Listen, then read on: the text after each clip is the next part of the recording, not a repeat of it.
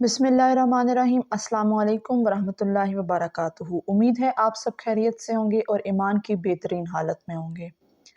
आप देख रहे हैं मेरा YouTube channel science teaching zone. आज का जो हमारा टॉपिक है वो फर्स्ट ईयर बायोलॉजी की न्यू बुक के according chapter number 6 bioenergetics के topic role of photosynthetic pigment है।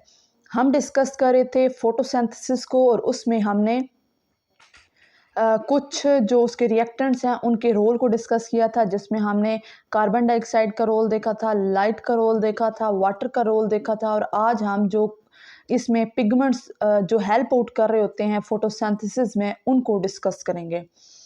हमारे पास ये जो पिगमेंट्स होते हैं ये कहाँ पे मौजूद होते हैं? थैलाकॉइड मेम्ब्रेन के अंदर मौजूद होते हैं, माइटोकॉन्ड्रिया की थैलाकॉइड मेम्ब्रेन के अंदर।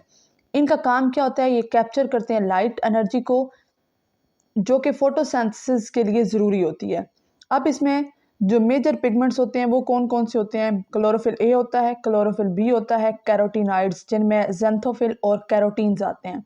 आपने आम तौर पर जब फोटोसिंथेसिस की पहले अर्ली क्लासेस में जब आपने डेफिनेशन पढ़ी थी तो आपने यही पढ़ा था कि formation of food in the presence of carbon dioxide, water, light and chlorophyll. तो क्लोरोफिल भी क्या है? फोटोसिंथेसिस करवाता है, फूड को बनाता है। तो हमारे पास ये क्लोरोफिल क्या है? फोटोसिंथेटिक पिगमेंट्स हैं जो कि लाइट को कैप्चर करने में मदद देते हैं। अब इन फोटोसिंथेटिक पिगमेंट्स की प्रॉपर्टीज़ को देखें तो अब डिफरेंट पिगमेंट, जैसे हमने chlorophyll A, chlorophyll B, carotenoids ये पढ़ा, ये अब डिफरेंट है, हर एक डिफरेंट है। डिफरेंट पिगमेंट्स जो हैं डिफरेंट वेवलेंथ की लाइट को एब्जॉर्ब करते हैं।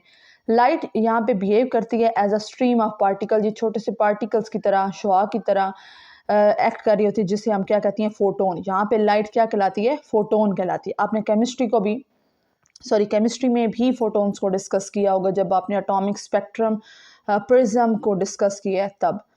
Pigments molecules absorb one photon at a time. जो पिगमेंट का एक मॉलिक्यूल होता है वो सिर्फ एक वक्त में एक ही फोटोन को, मींस लाइट के पार्टिकल को एब्जॉर्ब कर सकता है।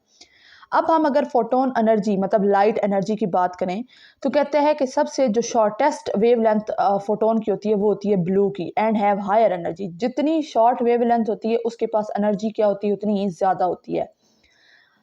अब वो कौन सा कलर होता है जिसकी शॉर्ट वेवलेंथ होती है? वो होता है ब्लू। और लॉन्ग वेवलेंथ फोटोन किसकी होती है? रेड कलर की होती है। जितनी लंबी वेवलेंथ होगी उतनी ही कम उसके अंदर क्या होगी? एनर्जी होगी, lower energy. Higher energy photons excite करते हैं इलेक्ट्रॉन्स को टू हायर एनर्जी लेवल। जो वो वाली लाइट एनर्जी, वो वाले पार्टिकल जिनमें हाई एनर्जी होती है, वो इलेक्ट्रॉन्स को, उनको एनर्जी देकर क्या करते हैं? एक्साइट करते हैं, उन्हें अपने ग्राउंड लेवल से अप लेवल, एक्साइटेड लेवल तक लेकर जाते हैं। क्लोरोफिल्स, अगर हम इसमें पिगमेंट को, जो सबसे पहले क्लोरोफिल्स को देखें तो ये हमारे पास लिपिड मॉलिक्यूल्स होते हैं और ये मेन पिगमेंट हैं जो कि फोटोसिंथेसिस में अपना रोल प्ले कर रहे होते हैं। इनकी टाइप्स को देखें तो chlorophyll A, chlorophyll B, chlorophyll C, chlorophyll D, ये इन तमाम टाइप्स के क्लोरोफिल जो होते हैं पौधों और एल्गी के अंदर पाए जाते हैं। उसके अलावा जो बैक्टीरिया के अंदर फोटोसिंथेटिक पिगमेंट पाया जाता है उसे कहा जाता है बैक्टीरियो क्लोरोफिल। ये जो क्लोरोफिल ए, बी, सी और डी हैं ये किस में पाए जाते हैं? प्लांट्स और एल्गी में। जबकि बैक्टीरिया के अंदर पाया जाने वाला फोटोसिंथेटिक क्लोरोफिल पिगमेंट क्या कहलाता है? Bacterio chlorophylls. अगर हम इनके स्ट्रक्चर की बात करें तो क्लोरोफिल दो पार्ट्स पर मुश्तमिल होता है। एक इसका हिस्सा होता है हेड वाला, दूसरा इसका हिस्सा होता है टेल वाला।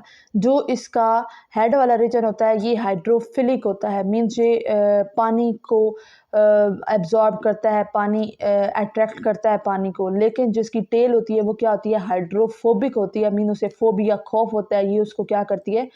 दूर दूर रिपेल करती है।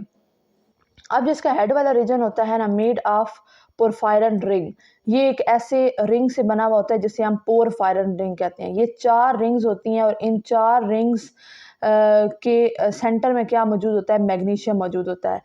मतलब एक रिंग इधर है, एक रिंग इधर है, एक रिंग जो इधर है, एक रिंग इधर है। इधर जो इसका सेंटर बनता है यहाँ पे क्या मौजूद होता है? मैग्नीशियम मौजूद होता है। अब क्या है कि क्लोरोफिल बी, ये है बी, मैं इसको दोबारा कर देती हूँ। ये क्या है? क्लोरोफिल बी के अंदर जो यहाँ पे 4 रिंग्स होती हैं ना, उसमें जो सेकंड वाली रिंग होती है उसमें ग्रुप जो लगा हुआ होता है वो लगा हुआ होता है एल्डिहाइड ग्रुप CHO।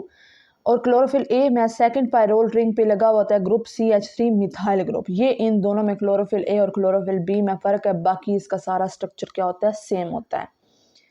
उसके बाद पोरफायरिन रिंग का काम क्या होता है कि ये लाइट को एब्जॉर्ब करती है, मतलब हेड वाले रीजन पे पोरफायरिन रिंग मौजूद होती है, ये क्या करती है, लाइट को एब्जॉर्ब करती है। उसके बाद हमारे पास आ जाता है हाइड्रोफोबिक टेल। इसका दूसरा पार्ट कौन सा आता है, टेल वाला पार्ट। ये लॉन्ग चेन ऑफ हाइड्रोकार्बन से मिलकर बना हुआ होता है, जिसका काम होता है इस मॉलिक्यूल को पिगमेंट को एनकोर करना, जकड़ कर रखना, कहाँ पर, थैलेकॉइड मेम्ब्रेन के अंदर।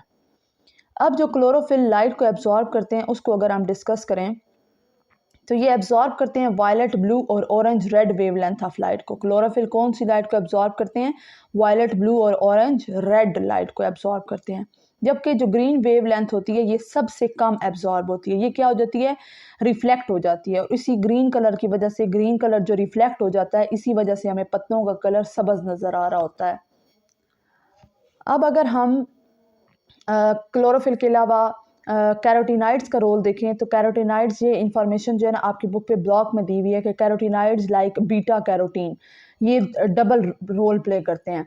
मतलब ये लाइट को कैप्चर भी करते हैं, कहाँ पे अब ये लाइट को कैप्चर करेंगे, ब्लू और ग्रीन रीजन में। मतलब रेनबो है ना, रेनबो में 7 कलर चल रहे हैं, तो जहाँ पे ब्लू और ग्रीन वाला रीजन आएगा वहाँ पे ये लाइट को कैप्चर करते हैं। उसके अलावा दूसरा ये काम करते हैं कि जो फोटोसिंथेटिक एपरेटस होता है उसको बहुत ज़्यादा लाइट में डैमेज होने से भी बचाता है। किसका काम मैंने आपको बताया है, कैरोटीनाइड। ये आपके पास शॉर्ट क्वेश्चन भी आ सकता है कि what is the role of carotenoid. तो आपने ये बताना है कि ये ब्लू और ग्रीन रीजन पर लाइट को कैप्चर भी करता है। उसके अलावा एक्सेस लाइट में फोटोसिंथेटिक एपरेटस, फोटोसिंथेटिक पिगमेंट्स को डैमेज होने से भी बचाता है।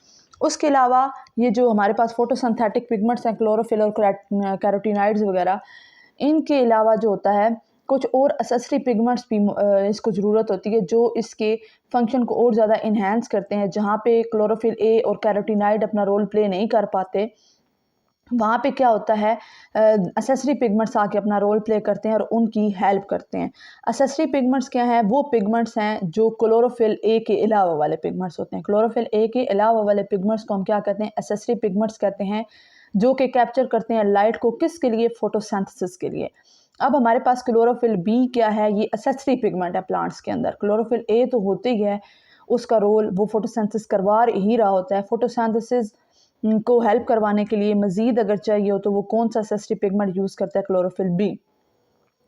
उसके अलावा कैरोटीनाइड को भी ये यूज़ करता है, जिसकी हम पहले भी एग्जाम्पल टाइप्स पढ़ चुके हैं, कैरोटीन्स या ज़ैंथोफिल्स।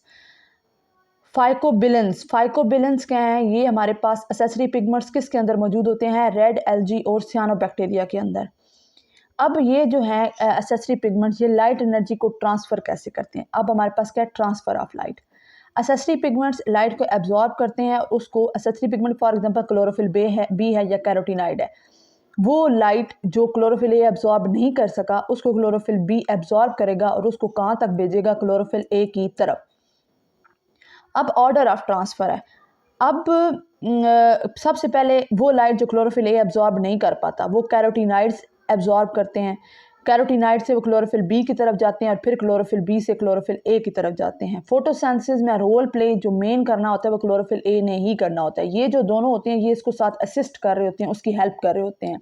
फॉर एग्जाम्पल वो वाली लाइट जो क्लोरोफिल ए एब्जॉर्ब नहीं कर पाता वो उसको क्लोरोफिल बी एब्जॉर्ब करके उसकी तरफ ट्रांसफ़र कर देता है।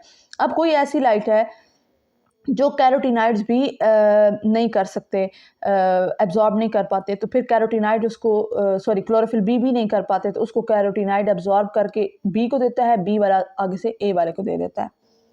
अब हमारे पास आ जाता है एब्जॉर्प्शन स्पेक्ट्रम।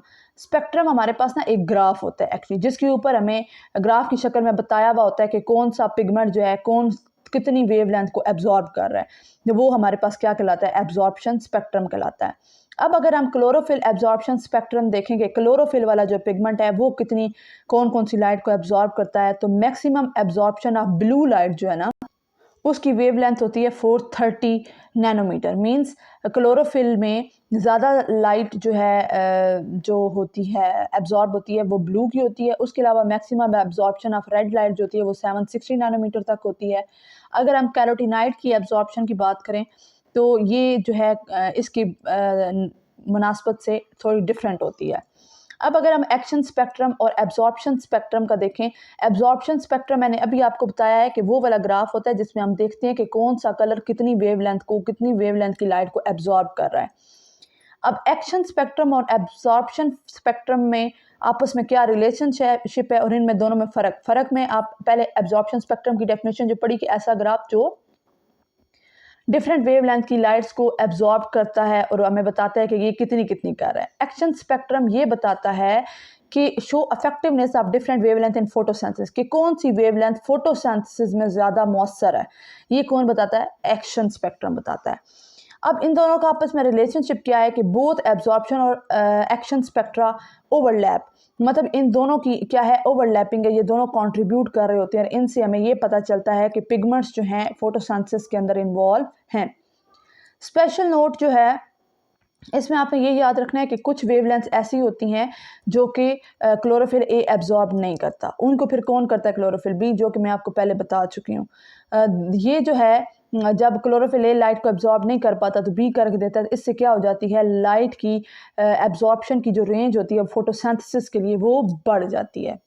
इससे फिर क्या होता है कि फोटोसिंथेसिस का अमल और ज़्यादा तेज़ हो जाता है। पहले वो जो लाइट ना एब्जॉर्ब होने की वजह से डेफ़िनेटली जब लाइट होगी तो वो उसको लाइट एनर्जी को केमिकल एनर्जी में कन्वर्ट करेगी। तो वो यहाँ पे क्लोरोफिल बी एसेसरी पिगमेंट क्या करता है? क्लोरोफिल ए को असिस्ट करता है। ये था हमारा आज का टॉपिक। आपकी बुक पे ग्राफ वगैरह बने हुए हैं, आप एक नज़र उसको देख लीजिएगा। फिर भी अगर आपको कोई भी बात ऐसी कोई भी पॉइंट ग्राफ में से अगर कुछ समझ नहीं आती तो आप मुझसे क्वेश्चन कीजिएगा, मैं इंशाल्लाह आपका वो पॉइंट क्लियर करने की ज़रूर कोशिश करूँगी। उम्मीद है आपको ये लेक्चर पसंद आया होगा। अगर आपको लेक्चर पसंद आया तो इसको अपने फेलोज़ के साथ लाज़मी शेयर कीजिएगा, लाइक कर दीजिएगा और कमेंट भी कर दीजिएगा। मिलते हैं इंशाल्लाह ताला नेक्स्ट लेक्चर में एक न्यू वीडियो के साथ, एक न्यू टॉपिक के साथ। तब तक के लिए रखिएगा अपना बहुत सारा ख्याल, मुझे रखिएगा अपनी दुआओं में याद, मुझे दें इजाज़त। अल्लाह हाफ़िज़।